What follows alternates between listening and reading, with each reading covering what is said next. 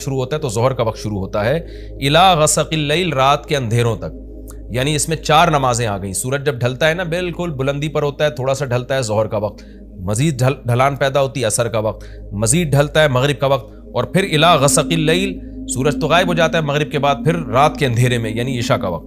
وقرآن الفجری، اور فجر کے وقت میں، فجر کے تلاوت کے وقت میں. تو قرآن میں اشارہ کر دیا کہ اصل تلاوت کا وقت ہے ہی فجر کا. آج بعض اماموں کو ہم نے دیکھا فجر میں بڑی مختصر تلاوت کرتے ہیں، یہ بالکل غلط ہے.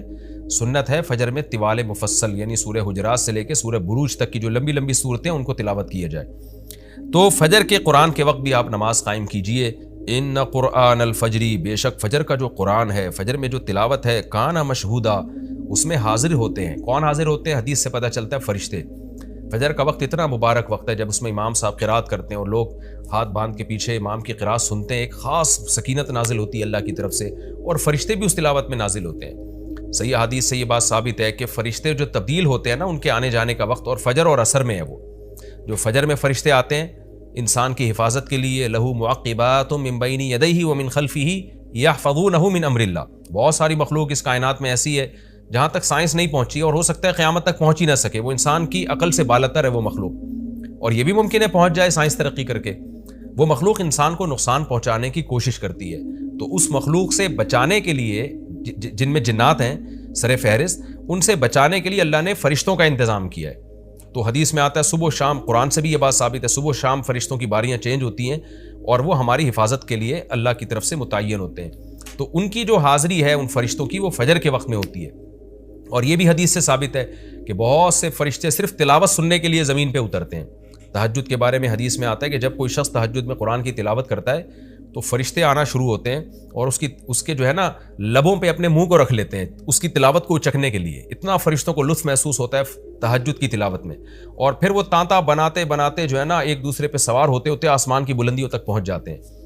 تو فجر کی نماز میں بھی یہ فضیلت ہے.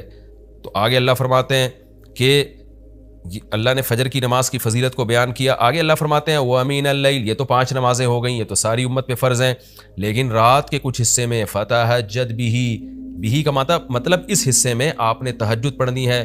نَافِلَةً لَكَ، اے محمد صلی اللہ علیہ وسلم، یہ آپ کے لیے اضافہ ہے. کیا مطلب؟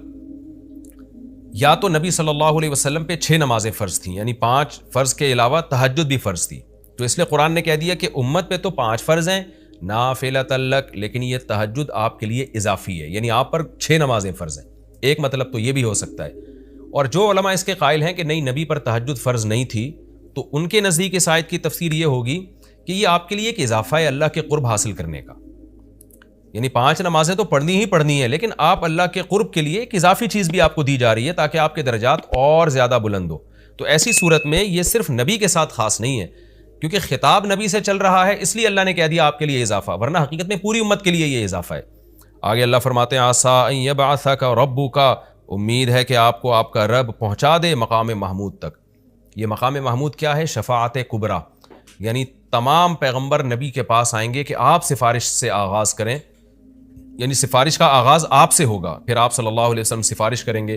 تو یہ سب سے اونچا مقام ہے جو اللہ قیامت کے دن رسول اللہ صلی اللہ علیہ وسلم کو دے گا، اور جس سے آپ کی تمام پیغمبروں پر فضیلت ثابت ہو جائے گی کہ جب تک آپ کی طرف سے شفاعت کی ابتدا نہیں ہوگی کوئی اور پیغمبر سفارش نہیں کریں گے. تو اللہ نبی صلی اللہ علیہ وسلم کو تسلیاں دے رہا ہے کہ یہ مشرکین کا جو آپ پہ اوپر بے پناہ دباؤ ہے، جبر ہے، آپ اس میں تسلی رکھیے، آپ نماز قائم کریں اور تہجد کی پابندی کریں. اللہ نے آپ کو بہت بڑا آگے چل کے مقام دینا ہے.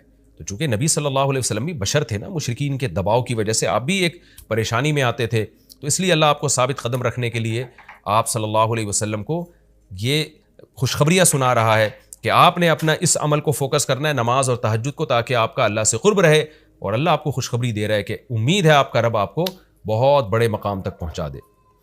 رہا مسئلہ مشرکین کی دھمکیوں کا کہ یہ پوری کوشش کر رہے ہیں کہ آپ کو مکہ سے نکال دیں، تو ہم نے تو بتا دیا کہ یہ خود بھی نہیں پنپ پائیں گے، لیکن آپ نے اللہ سے کیا دعا مانگنی ہے؟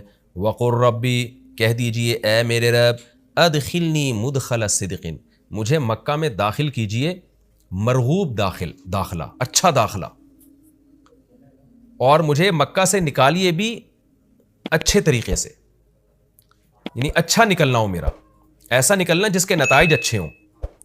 اس میں اشارہ ہے کہ آپ صلی اللہ علیہ وسلم کو مکہ سے نکالنے پر مجبور کیا جائے گا، اور ایک وقت آئے گا کہ آپ مکہ سے نکلیں گے.